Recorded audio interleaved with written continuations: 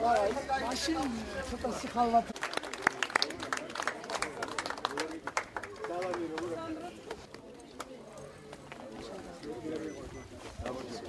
წარმატებაც იქნება.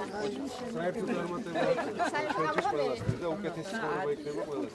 გამარჯობა ყველას მოგესალმებით. მოყალიბდა შემდგომში კი კოალიცია საქართველოს.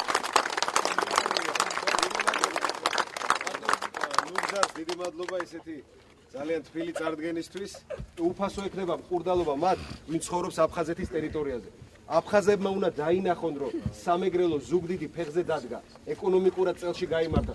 არ არსებობს არანაირი ადგილი, კულტურული ცენტრი. ეს იქნება სპორტული დარბაზი, სადაც ახალგაზრდები მივლენ და ფიზიკურად შეძლებენ საკუთარი ცხოვრების წესის, ჯანსაღი ცხოვრების წესით ცხოვრებას. ჩვენი ქართული ოცნება იძახის, რომ ყველა სოფელს ჩვენ პროგრამებში ექნება საკუთარი დარბაზი, კეთილმოწყობილი დარბაზი, რომ ბავშვს არ ქონდეს თავისუფალი დრო, ან უნდა ის სწავლობდეს, ან უნდა ფიზიკურ გაჯანსაღებაზე და ნორმალური ცხოვრების წესით ცხოვრებას საშუალება და შესაძლებლობა მივცეთ. ასევე უდიდესი პრობლემა აქაც სამედიცინო მომსახურება. არ არსებობს ოჯახი, რომელსაც შესაძლებლობა ჰქონდეს, ვისაც სჭირდება დღეს ოპერაცია გაიკეთოს, დღეს წამალი იყიდოს იმ შემოსავლით, რაც მას აქვს. სწორედ ზუგდიდი გახდება ისტორიული ფუნქციის მატარებელი, ზუგდიდელები, ჩვენი რაიონი, რომ ის ძმობა ისტორიული აღვადგინოთ ვაჭრობის, კომუნიკაციის, სხვადასხვა პროექტების გზით აფხაზებთან. ჩვენ ამ გზას ვირჩევთ. სოფელი როგორც სოფელი, სოფელს ყველას უჭირს.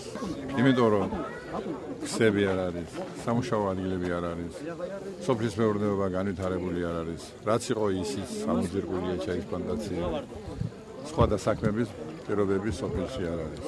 და რა თქმა უნდა, როგორც პირდება ჩვენი მაჟორიტარი პერსპექტივაში, რომ ამას საშველი დაადგება და ადამიანთა დასაქმების პრობლემები რომ მოიხსნება, ამის იმედი გვაქვს და ეს მართლაც და შესაძლებელია თუ გონივრულად გამოვიყენებთ იმ რესურსებს და იმ შესაძლებლობებს, რომელიც საზოგადოებაში და სოფელში და რაიონში არსებობს.